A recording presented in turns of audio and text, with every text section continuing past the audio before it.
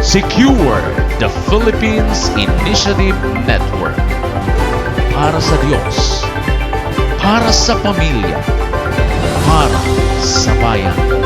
Spin Media, nakatuon sa paghahatid ng mga positibong balita sa loob at labas ng ating bansa. Spin!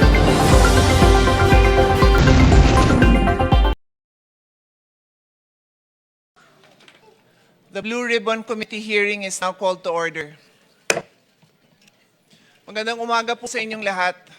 Let me start by thanking every single person here. I'd like to thank the staff and our media friends for allowing this event to take place.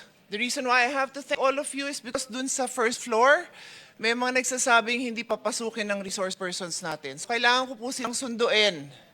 Nung sinundo naman, ang ating staff doon, napakaayos naman, humihingi naman ng mga pangalan, mag-register daw si guest. Sabi ko, there are guests. So walang problema, pinapasok po siya. Maraming salamat sa inyo.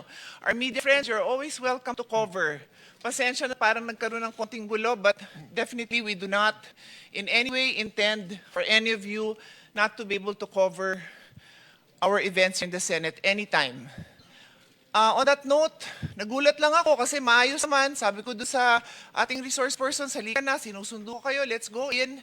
Nagulat na lang ako na nakita ko doon si Secretary John Vic Remulla. Tinaharang ako. I never thought the day would come that somebody would prevent me from entering the Senate. This is my office. Again, thank you. Di ko rin nakalain na yung Senate staff, yung media, dahil nasama na kayo doon, kayo pang nakatulong na makarating ako dito sa hearing na to. This is the Senate. This is the halls of democracy. We will hold our hearing and we will continue.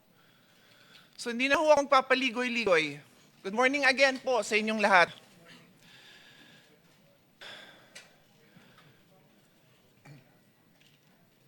Before I begin, I'd like to address a very important thing. Yesterday, a session was purportedly held by 12 senators, 12 po, in which committee assignments were declared vacant and chairmanship of this very committee, this committee on the Blue Ribbon, was allegedly replaced.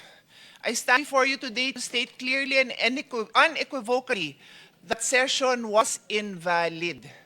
Wala po silang 13. Kahit grade 1, marunong magbilang. Kailangan ng 13. So wala ho silang authority gawin yung mga ginawa nila. The 1987 Philippine Constitution states, Article 6, Section 2, the Senate shall be composed of 24 senators. May narinig ho kayo 22? Wala, 24. Article 6, Section 16.2, a majority of each house shall constitute a quorum to do business. Rule 2, Section 2 of the Senate rule states, the officers of the Senate shall be elected by the majority vote of all its members. Majority vote is 13.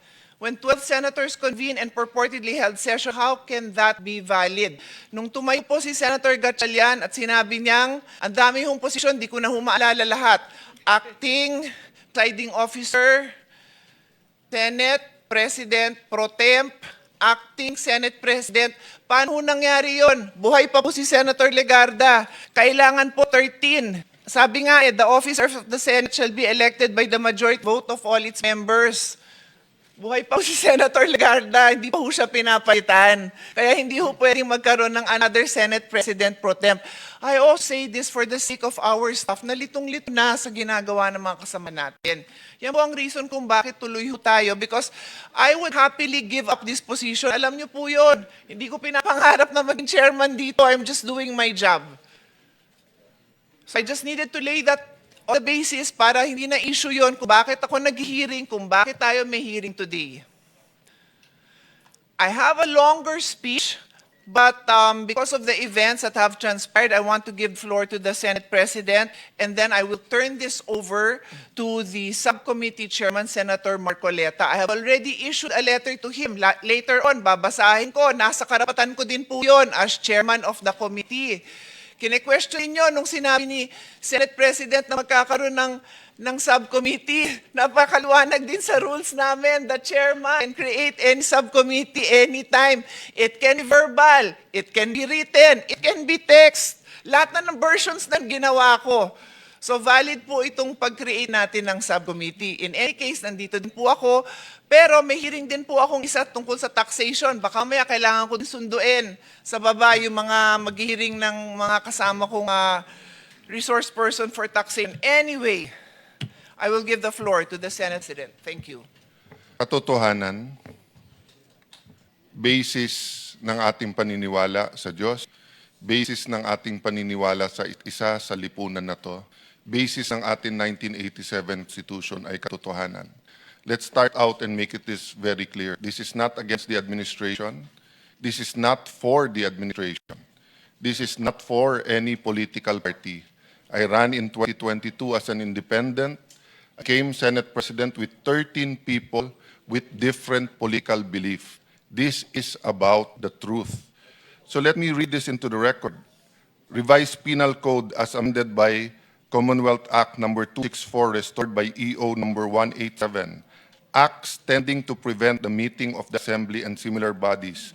The penalty of prison correctional or a fine ranging from 200 to 2,000 pesos or both shall be imposed upon any person who by force or fraud prevents the meeting of the National Assembly, Congress of the Philippines, or any of its committees or subcommittees, constitutional commissions or committees or divisions, or any political board, or city or municipal council or board. Article 144, as amended by Commonwealth Act 264 as restored by EO 187, disturbance proceedings, the penalty of arresto mayor or a fine of 200 to 1,000 pesos shall be imposed upon any person who disturbs the meeting of the National Assembly or any of its subcommittees, committees or subcommittees, constitutional commissions or committees, division thereof, or any provincial board or city, municipal council or board, or prevent, or in the presence of any such body should behave in such a manner as to interrupt its proceeding or to impair the respect due to it. I shouldn't have to read this. We do not want to put the Senate staff in the middle. But I invite the Blue Ribbon Committee staff, I invite the staff of the Senate, while thanking the office of the Sergeant at Arms, thanking the ladies and gentlemen who opened the doors to us today, who assisted Senator Pia to make sure that our resource persons are here today. As a point of order, Madam Chair, Rule 3, the President, his duties and powers. Section 3, letter E, to have general control over the session hall, the antechambers, corridors, offices of the Senate. Nandyan din yung power to dismiss any employee for cause, which dismissal in the case of permanent classified employee shall be in conformity with the civil service laws. I agree, let's not put the burden on the employees, but now it's a matter of conscience. Ladies and gentlemen of the Senate, you know the law. You work for the Senate. You work for lawmakers. You work for the Republic of the Philippines. Alam niyo kung anong tama't mali. Dun sa hindi nakakasiguro, let me read you the rule. Section 1, the Senate shall elect in the manner provided, hereafter provided, President, a President pro tempore, a Secretary, a Sergeant at Arms. These officers shall take their oath of office before entering the discharge of their office, their duties. Section 2, the officers of the Senate shall be elected by a majority vote of all its members. All its members, 13 po ang kailangan. Should there be more than one candidate, etc. So, the legitimate Senate President pro tempore is Loren Legarda. Our Senate Secretary is Jose Luis Montales. Sabi po sa Section 4C, pwedeng magkaroon ng acting if in the event of resignation, di po ako nag-resign. In the event of removal, tinong ko sa mga kapatid natin sa media kapon, did they remove us yesterday? You need a vote of 13 to remove us. Am I dead? Death. I don't think I'm dead.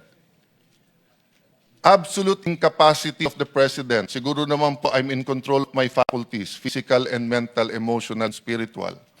Ano po ang sabi ng Section 10? Ipalagay na po natin, yung sinabi ni Senator Pia ay mali. Ipalagay natin na yung katahimikan ng lahat ng mga dean ng mga law school ngayon, na sunod-sunod ang kanilang manifesto, pero kahapon tahimik silang lahat dahil alam nilang mali at hindi malturo sa kanilang mga estudyante. Sabihin nyo na po, Sabihin nyo na tama yung kahapon. Ano sabi ng Section 10? The term of office of the President pro tempore, the Secretary and Sergeant at Arms, shall begin upon their election and shall end when their successors shall have been elected. Nahalal na po ba yung kapalit ko? Yung nag-press con po kanina, nahalal ba siya bilang Senate President? Hindi po. Siya mismo nagsabi, naghihintay pa sila ng 13. So, ladies and gentlemen, we will continue to function. Hindi po kami makapag-away, hindi po kami kapit-tuko, walang violence sa aming mga buto. Pero ipaglalaban namin Pilipino ang konstitusyon at ang katotohanan. So may I invite all senators to join us in this hearing and succeeding hearings. The credibility of the gentleman in front of us will be tested. So dun sa nagsasabing hindi totoo ang kanilang sabi, pumunta na po kayo dito ngayon. Hihintayin namin kayo para pagkatapos nila magsalita, ma-testing natin, masubukan natin, ma-cross-examine natin. Then the Filipino people will know who is telling the truth. Thank you very much, Madam Chair. Secure the Philippines Initiative Network. Para sa Diyos, para sa pamilya, para sa bayan. Spin Media, nakatuon sa paghahatid ng mga positibong balita sa loob at labas ng ating bansa. Spin